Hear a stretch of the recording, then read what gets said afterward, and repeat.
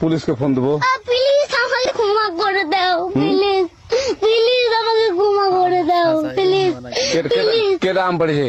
ওরে ফারুককে ধরে নিয়ে আসে, ওই দিরাচ্ছে, আমি দিরাই নাই প্লিজ। ওই আমটা তুল, আমটা তুল, আমটা তুল।